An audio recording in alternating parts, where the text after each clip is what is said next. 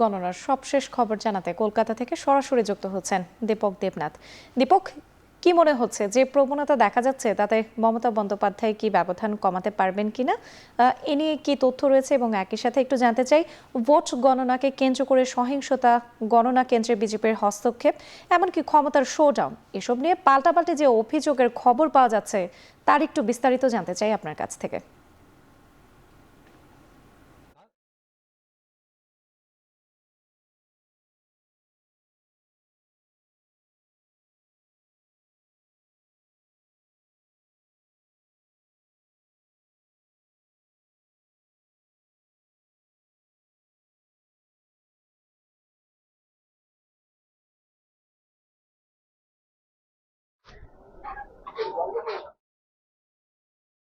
মধ্যে কিন্তু পশ্চিমবঙ্গের 293টা আসনে কিন্তু ভোট গণনা চলছে।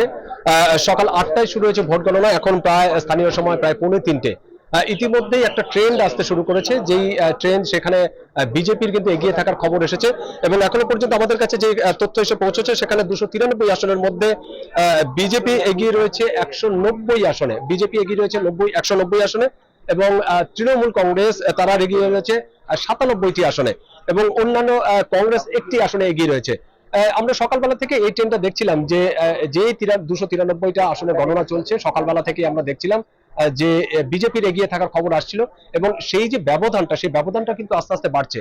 যদিও মুখ্যমন্ত্রী মমতা ব্যানার্জি, বিদায়ী মুখ্যমন্ত্রী এবং তৃণমূলের ভবানীপুর আসনের যে প্রার্থী, তৃণমূল বলেছেন যে এক্ষুনি তাদের যে দলের যে প্রার্থী আছে বা কাউন্টিং এজেন্ট যারা আছে, তারা যেন এক্ষুনি গণনা কেন্দ্র থেকে বাইরে না বেরিয়ে যান, তারা যেন গণনা কেন্দ্র অপেক্ষা করেন। এবং তার যেটি বক্তব্য সেটি হচ্ছে যে গড়ে 14 থেকে কোথাও 18 রাউন্ড পর্যন্ত গণনা হবে, এবং গণনা শেষ করে তারপরে যেন তাদের যে তৃণমূলের প্রার্থীরা আছে বা তাদের যে দলীয় যে কাউন্টিং এজেন্ট আছে, তারা যেন বের হন, বাইরে বের হন।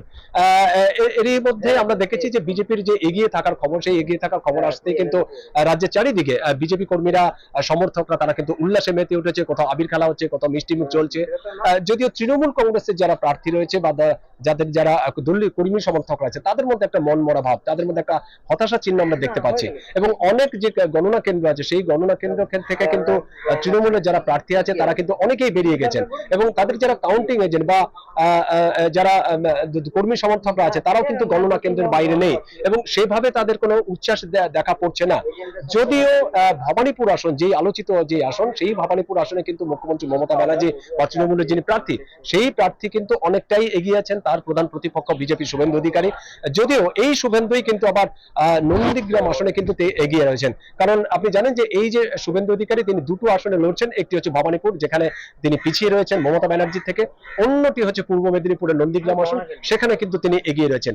এবং রাজ্যের একাধিক হেভিওয়েট যারা মন্ত্রী রয়েছেন, তারা কিন্তু তাদের যে নিজ নিজ আসন যেগুলো আছে, সেখানে কিন্তু অনেকেই পিছিয়ে রয়েছেন। এবং আবার উল্টো দিকে বিজেপির যারা প্রার্থী আছে, তারা কিন্তু অনেকটা এগিয়ে রয়েছেন। এই যে জয় মানে এগিয়ে থাকা বা এগিয়ে পিছিয়ে থাকার এই খবর সামনে আসার পরে কিন্তু কিছু কিছু জায়গায় আমরা উত্তেজনার খবরও পেয়েছি।